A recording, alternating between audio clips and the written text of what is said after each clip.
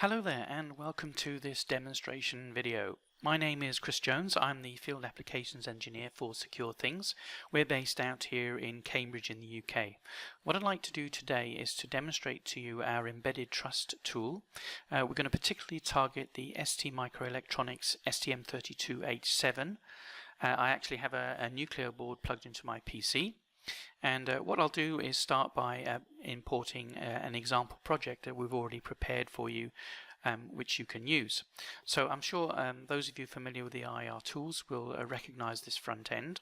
If we go to examples, you'll see under the example projects there's a category called Embedded Trust. So let's have a look under there. There is this application we've prepared for you called Getting Started. So what we'll do is we'll pull that in to our workspace. Now there are two projects for this. There's one that targets the evaluation board, but I'm actually using the Nucleo board, so that's the one I want to select. So here we have our Getting Started application. So this represents a sort of standard user application that you may be working on for your end product.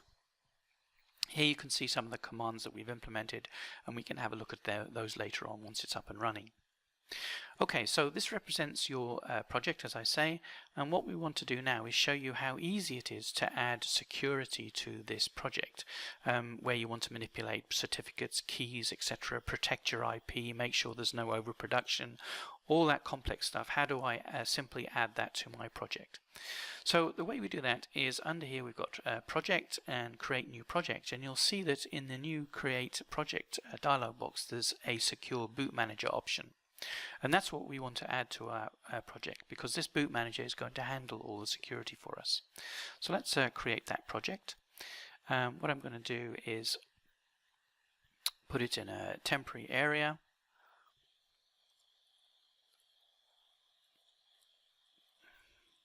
So let's pop it in here, and we'll give it a name. I'll just call it the SBM for Secure Boot Manager. Okay, so it's created our Secure Boot Manager project. I encourage you to have a look through this README here. It shows you it gives you some instructions on how to create this project and some information about what to do with the linker file if needed. So let's go ahead and configure. So I need to go to the project options. Now here under this project options category, you'll see there's a new one called security. So that's new for Embedded Trust. So you'll notice that that's grayed out at the moment, and the reason for that is we haven't selected a device that is supported. So let's go to the ST Microelectronics H7. We want the 3, of course, and the 53, which is what is on my Nucleo board. Okay, now I am going to use the STM link for the debugger that's default on the Nucleo board. So here we go. Just check that it's got the right serial number for the board that I have, and SWD selected. Okay, I think we're good to go. So let's now look at the security option. You can see that's now enabled, which is good. And what I'm going to do is create a security context. So let me click on New. Okay, so this first screen is basically the information that the device certificate will be looking for. So I'm just going to give it a name called Secure, let's just call it Secure Demo, and I'm going to target it at the folder I've just selected, H7 test. Let's pop it in there, and then it wants some company information to put in the certificate. So here we're called Secure Thingz. I'm part of applications, country code, we're over here in the UK, so let's go for United Kingdom, that's in Cambridge, and the county of Cambs. Okay, so that's the information that will go into the certificate. Now we need to start setting up the security settings. So there are some options here that we can play with. So we've got the number of certificates required. So generally we see there's usually 3 certificates you'll need in the chain of trust. There'll be the device certificate, an intermediate certificate, and a root certificate. So all these certificates have to be linked together as part of the chain and signed. And this option here allows you to select how many you want in the chain. So we'll just select the default as 3. The device ID, so this is what is actually going to be programmed into the device certificate as part of the serial number option. So I can actually pull the serial number from the device, or we can have the tool generate a random number for us and include it in the certificate. Of course, once that's done, the certificate will then be signed. But I want to show you it actually reading this ID from the device. Let's keep that in here. These other options that are grayed out, these will become active in our next release, which is due October 2019. So now let's have a look at the boot manager settings. So here you can select items such as targeting the hardware accelerators that may be present on the device, whether an update slot is required. So an update slot is where the encrypted image of the new update is going to be flashed into the device. So generally you'll want this as part of the main flash area, and we call it an update slot. So that's default as true. We also have default is full encryption. So at the moment, every time you generate an image, it's fully encrypted. Later, in further releases, this will become more selective. You'll have options such as no encryption, where we'll simply sign the image or hash it, and you don't need to fully decrypt it when undoing and flashing into the part. So as I say, these options will become available in a later version. Okay, so let's go ahead and create our context. So what I can show you here is we can have a quick edit and see exactly what's actually being entered. So here there's options where you want to maybe lock down the device once the boot manager has been provisioned or programmed into the device. We're in a development phase, so we won't do that. Once you've locked it, it's gone forever. It will be bricked, so let's keep well away from that basically. These are some options that you may want the boot manager to output to the console, giving you information on what it's doing, what it's done with the image, etc. The interesting one is the identity. So here you can see the 3 certificates that it's generated. These are all part of a chain of trust and would have been signed. We can actually look at those certificates, and you can see the dates that they're going to be valid, and you can actually look at the PEM file if you wish of that certificate, and various other options. Of course, you can edit it, replace it, and view the private key. Of course, on a production version, this private key would be provisioned in a hardware security module, and you'd never be able to access the private key. But of course, in development mode, you may want to have a look at that. Okay, so we're good to go. Let's hit OK. So the boot manager is now being configured. The project can be created and built. This is an open source project. The user can fully go into the source code and change it as they wish. It's entirely up to them. We want it. We've made sure it's fully open source. So what I'm going to do now is build the project and program it into the device. So under Embedded Trust, you have a new option tab up here called Security. And what I'm going to do is provision this boot manager into the part. So as it builds, what I want to do is I want to show you some of the things that it's doing.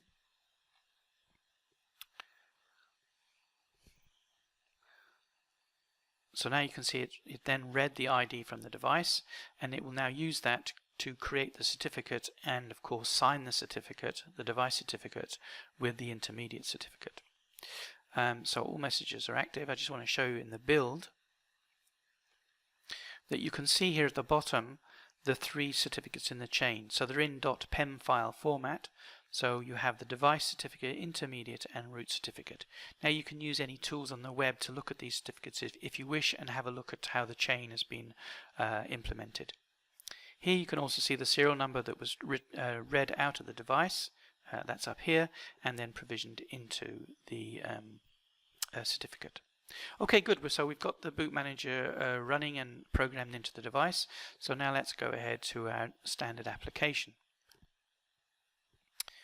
So this is our getting started. So this represents your application that you're writing for your device, some sort of maybe an IoT device.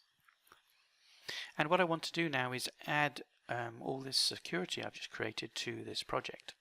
So what I can do is by simply going to the project options, of course I have the security option, I can now enable security and add the context I've created. So here it is, secure demo. let's add that context to this application. Of course it needs a version number if I wish to master it, so let's just call it, I don't know, 3.1.6. That's the version I now want to build and send out to the product. So we'll go OK. And now what I'm going to do is, under the security tab again, I'm going to now master the application. So what's actually happening now is the application is being built, it is then being encrypted, and it is being packaged into an S record ready for deposit into the target device. So you can see down here the version number, and here the software update image is called gettingstarted.mastered.srecord. So basically that is an S record which has information in it, simply data, encrypted data that has no meaning, which can be programmed into the target device. And of course that will be programmed, the S record will program it into the update area of the target device. It will then need to be obviously checked that it's been assigned correctly, unwrapped. So there's a lot of process that this file needs to go through, and that seems to be very complicated for me as I'm trying to develop this and I want to debug it. But what we've done here is made the tool as simple as possible. So all that you actually have to do is download and debug. And what will happen now is that image will be flashed over the SWD into the update slot area. The chip will then be reset. The boot manager will come into play. It will check that whether it's got an update in the slot. It will find it. It will then check the signature of that slot using the keys that have been provisioned as part of the boot manager. If it's happy that the update is good and has been signed correctly, it will then decrypt it and flash it into the correct application area. And that has actually all taken place now, and it is ready to run from main. So what I can do is, if I open a terminal here, what I can do is now run this application. Let's go back to the terminal. Let me open it up a little bit so you can see it. So this is the application that's now running on the device. So there's help options, so let's go to help, and you can see here are the commands that you saw listed in the application itself, so there are various things that you can have a look at, but the one I'm interested in is C, which is actually to look at the certificate chain that was created as part of the boot manager. So the top one here is the actual device certificate. As you see, it's been given the name end device, and this is the serial number of the actual silicon, and that's actually been put into the device certificate. You can see here the dates when it was built. You can see that that's just been built today, and here is the information that I typed in when I first started the Secure Boot Manager configuration. Here you can see the intermediate certificate and the root certificate, and these of course will all be tied together and signed in a chain of trust. So I do hope that was useful to you. If you have any questions, please go to our website. There are other videos that can demonstrate things such as encryption, how to handle keys, certificates, etc. So thanks very much for watching, and you have a great day. Bye for now.